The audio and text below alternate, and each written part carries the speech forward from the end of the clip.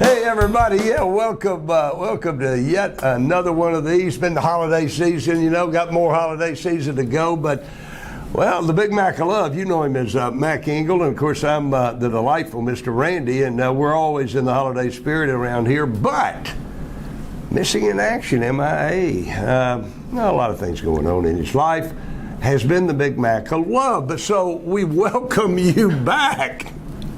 Yeah, he's waving. Yeah, he is good. Matt, got to tell you, let me talk about these Dallas Cowboys. A lot of stuff going on. Whoop, whoop, whoop. First place, NFC East. But let me talk about these Dallas Cowboys right now. Here's we're early in December. I got to tell you, Mr. Big Mac, I love that in your absence, I think the Cowboys were like 5-5, and they had just been blown out in New Orleans, and I came right on this show. This Here We Go show. We're still talking about it in Russia. And Mr. David Humphries was over here with me, and I predicted the Cowboys will not win another game. So negative. Okay. Since then, they've won 2 straight games with 4 more to go. Without Sean Lee. What do you think of me now? I think it's typical, Randy. I say that with all due respect, you're an old fool. I'm sorry it's a graphic there. Sorry you got that graphic about it, but the foolish part or the old part? Well, both of them fit, okay? Randy, they're 2-0 since you made your bold prediction. They will lose them all. They have 4 games left. They won against a Giants team that had some momentum and a lot of belief. They beat a bad Raiders team. Of their 4 games remaining, 3 have 500 or sub 500 or worse records. Oh, you got all kind of information. I got some statistics, Mr. Sir. Thank you. Great. Now that they've on this torrid 2-game winning streak against bad teams, is your belief system here, or do you still think now this was a blip? They're going to lose out. We're going to see the same darn thing we saw the last 2 seasons, and we've got 8-8 staring at us in the face. And now the Eagles, because of their bad schedule and they're playing better, they're going to win the division. It's going to be Eagles, it's going to be Redskins, it's going to be Giants, Redskins, Eagles, and the only team without an NFC East crown all the last these 4 years is going to be your Dallas Cowboys. Pretty lengthy question there, Mr. Big Mac. Call me Chuck Cooperstein. Sorry, Chuck. But I can deal with it. That was quite a setup, wasn't it? No, airtime. I'll answer that briefly. Thank you. They're going to lose all 4 of them.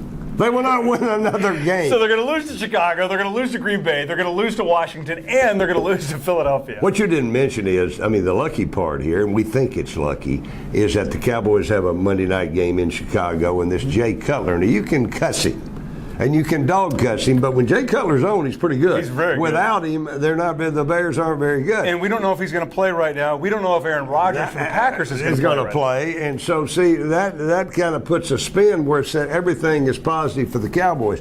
I can never be positive about the Cowboys, this particular Cowboy team. First of all, it's hard to be positive about them going into December in any year. We know the December dump job, because they do dump it in December. However, until I see this offense really get right, and Mac, I got answers on just a little bit of everything. You want to split an atom? Talk to me, because I can split atoms. E equals MC squared, says Randy. Ooh, my gosh, I'll talk to you later about that one. But he's going to disprove it. I've got no faith, even with these 2 wins in the Cowboy offense. They did nothing for you, really? No, and I don't. We know the defense. We know the problem. We know what's going on there. Randy, if you didn't know their history, if you didn't know 8-8 the last 2 years, if you didn't know all these December dump jobs of the last many seasons, would you look at this team any differently and say, okay, if you could just drop 2012 and Yeah. You would say, they're going to do it. Well, has that scarred you so much that you look and say it's going to be the same thing? Absolutely, and I think it should scar everybody. If you got a brain, it's scarred. If you're a cow sheep or a member of the local media, negative. But I'm telling you, there is no explanation known, and we'll split atoms right here. I'll split some right here when we sign off this show. But if you want me to explain what's wrong with the Cowboy offense, with basically everybody they need in place. Yep. Everybody, with the exception of the guard. Everybody's there. They Mr. wanted Waters to be there. got hurt. Yep. But basically everybody there, and we know Dunbar could have helped as Lance. But he wasn't the starter. DeMarco Murray's No. playing. Des Bryant's healthy. Miles Austin is even healthy. Knock on wood. My bottom line for you, Mr. Big Mac of Love, no, I got no trust in the Cowboys because I can't explain the lack of Randy, I'm not in here. that offense. Randy, as many great men have said, I am not here to talk about the past. Here about moving forward.